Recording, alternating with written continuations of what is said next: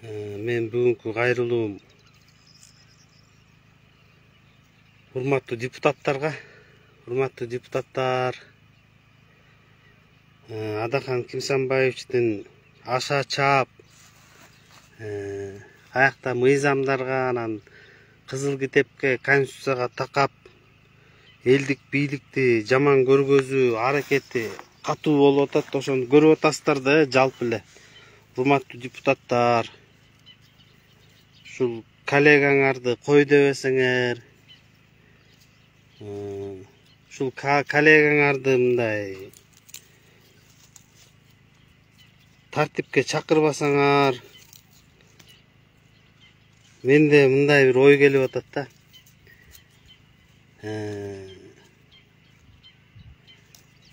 Анда биз тиги референдум уюштуруп, жалпы депутаттардан кол тийбестикти алуу боюнча маселени жалпы кыргыз элине калыстыкка бир мындай койбосок, ошого мажбур кылгантасыңар да биздичи азырчы.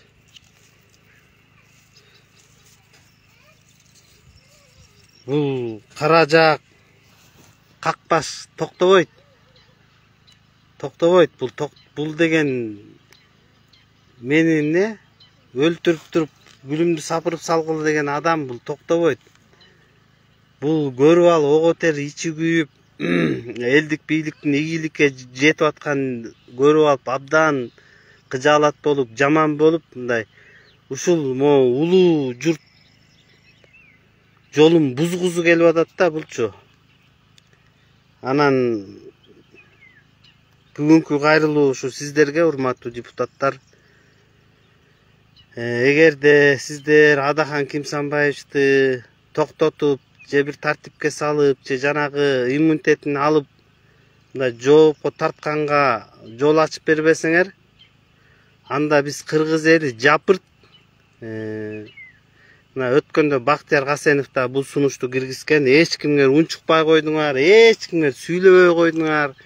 Эчтеке дым да дым, укмаксан көрмөксөн болуп койдуңар. Урматтуу депутаттар, антип көрмөксөн, укмаксан болбогула. Азыр башка заман, башка доор, элдин талабы башкача.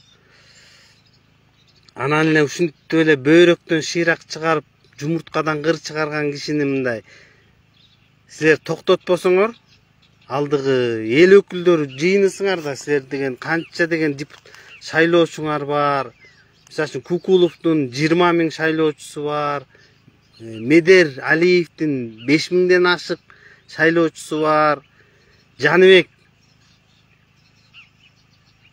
Кыдыкбаевдин дагы 5 000ден ашык шайлоочусу бар. Урматтуу депутаттар, урматтуу мекенчил депутаттар, мен сиздерге да кайрылам. Сиздер да унчукпайсыздар го, такыр элечи мындай үн катып, сөз катып деген жок бу силерде. Я, урматтуу депутаттар, ошого мен сиздерден суранам, Адахан Кимсанбаевичти токтоткула, же болбосо жанагындай жолун ачып бергиле жоопко тартылыштын. Болбосо мен мурун эле ойлоп жүргөм бул нерсеничи, мурун эле ойлоп, ушул вообще депутаттардан кол тийбестикти алыш керек деген ой бар болчу мендечи, мурун эле. Бирок айтчу эмесмин менчи, жарыя кылчу эмесмин да. Кой эми жаманбы, жакшыбы, элдик бийликке жардам берип ушул депутаттарыбыз иштеп атат, баары жакшы эле, кой деп мындай эметкен сайын силер унчукпай койдуңар да, унчукпай койдуңар. Анан айтышка туура келип атат. Урматтуу депутаттар, мени жаман көрбөңүздөр.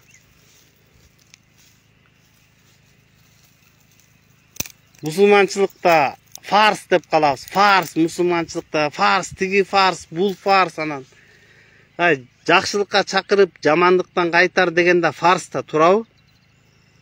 Анан ал ишти фарзыңарды аткарбай атасыңар. Артыңарда жанагынча миңдеп шайлоочулар турса, силер унчукпасаңар.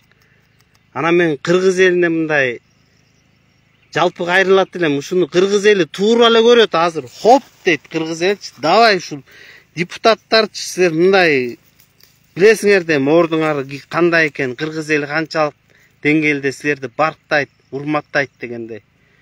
Ошон үчүн урматтуу депутаттар, айтканды жаман көрбөңүздөр. Бул демилге элдин, кыргыз элинин мекенчил жүрөктөрдөн чыккан демилге. Өткөндө Бактияр Гасенов жазса, бир дагы блогер, бир дагы жарандык активист мындай үн катып койбойсуңар го, астафырла мындай. Только фас анан тиги заказ берип сөөк ыргытканда анан сүйлөйсүңөрбү, силер? Мындай өзүңөрдүн оюңарды айтпайсыңар ушул боюнча, Адахан боюнча. Эмне болду бул? Силерге жагып атабы же ушул элдик бийликти талап, ушинтип Акылбек Исенбековичти кагып силкип, жаман сөздөр менен элдин астында жаманатты кылып, анан Конституциянын бир мыйзамына такап алып, Конституцияны аткарбай атасың, анан тигинтип атасың, минтип атасың деп мындай кемчилик чукуп, ушундай жагып атабы баарыңарга? Блогерлер, жарандык активисттер, Улан Досматов, мына сен деле угуп көрүп жүрөсүң бул жөнүндө, сен деле үн катпайсың иним. Бир эле ушу Бактияр Гасенов эле ойлонобу, ушул жөнүндө? Бир эле Бактияр Гасеновке эле керекпи бул нерсе?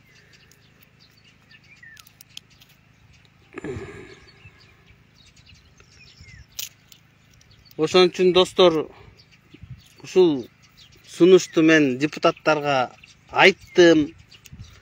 Анан өзүңүздөр ойлонуңуздар. Биз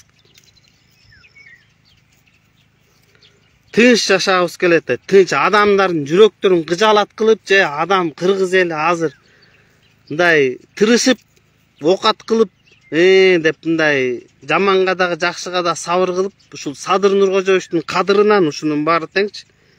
Силер туура түшүнгүлө, урматтуу депутаттар. Мен баарыңардан акылдуу же кыйын болуп кеткен жокмун. Ушунун баары бул өкмөт дагы налогторду көтөрдү, башка кылды. Кичине таксисттер, башкалар штрафтарды көтөрүп, ошонун баарын кыргыз эли көтөрүп атат. Ушул Садыр Нуркожоевичтин кадыры үчүн. Анан ошондой Акылбек Исенбекович, Садыр Нуркожоевичтер бир команда, бир жаамат болуп алып, экономиканын монтип жыртык тешигин бүтөп, монтип келаткан нерсеничи мындай. Жөн буту менен барып деле мондай тээп салгысы бар да, тиги Адахандынчы. Ал баягы эле Адахан да, кеп жебеген какпаш Адахан алчы, баягы эле Адахан. Ошон үчүн жакшылап ойлонуңуздар. Өз ара кофе ичип, чай ичип, тиги тамак-самак эс алууда жүргөндө ушул жөнүндө кеп кылып ойлонгула. Урматтуу Балбак Зарылыкович, сизге да тиешелүү. Сиз да унчукпайсыз. Анан эми мыйзамды айтып, Конституцияны айтып койсо эле баарыңар эле оозуңарды ачып эле тымпыйып эле калдыңар го. Эмне болду? Каякта мыйзам, каякта Конституция? Элдин жашоосун оңдо, элди жумуштуу кыл, мигранттарды кайтар, адамдардын укугун коргоо, ошол да Конституция. 2-ден 3-төн баласын ичип, квартиралап, батирлеп жашап жүрсөт, ошолорго үй салып, ошолордун көйгөйүн чечейин, ушуларды үйдү кылайын, ушуларды бир жайлуу кылайын деген, ошол да Конституция. Эмне каякта Конституцияны айтып атасың? Дөдөй. Какпаш дөдөй. Какпаш дөдөй какылдап атат. Баарыңар унчукпай тымпыйып отурасыңар. Ошол Кудай күч кубат берсин. Ошондой эле мындан да күчөңүз, урматтуу Акылбек Исенбекович. Мындан да күч өткүлө, мындан дагы 30 жыл азыр ошол мыйзамдар менен жашай турган болсоңчу, баардык мыйзамдарды алып туруп ошол менен жашай турган болсоң, андай реформа кыла албайсың, анда жүрө эле бересиң, ушинтип элеч. Тиги мыйзам туура келбейт, бул мыйзам туура келбейт. Жаза бергенсиңер да, силер направо, налево мыйзамдарды ура бергенсиңер да, дүкүлдөтүп элечи. Атайын ар кандай, ар түрлүү мыйзамдын баарын жазып чыгасыңар. Ошо өкмөттүн колу буту байланып, шал кылып салгансыңар да, шал кылып мындай, мунжу кылып, инвалид кылып салгансыңар. Анан ал мыйзамдын баарын өзгөртүп түзөгүчө качан? 3000 мыйзам бар, 3000. Алардын баарын оңдоп анан эпке келтиргиче качан ал карып 60-70ке чыгып, убакыттын баары ошо мыйзам түздөгөнгө эле кетип калбайбы анда?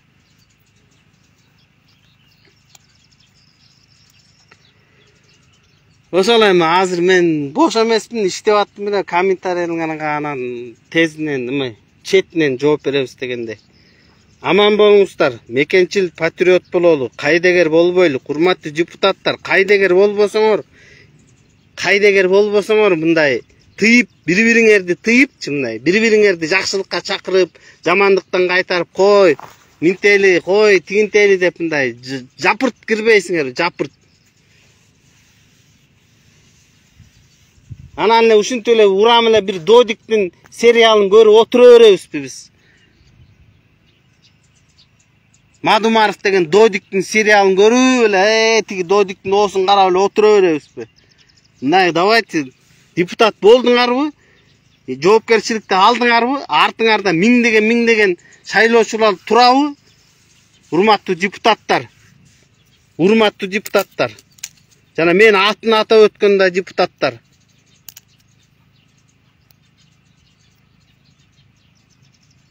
Депутат кылып, колдоп кой, ушуну мекенчилердин карабине киргизип койсо, унчукпай отурасыңар да, ушул күйгүзөт да кишини.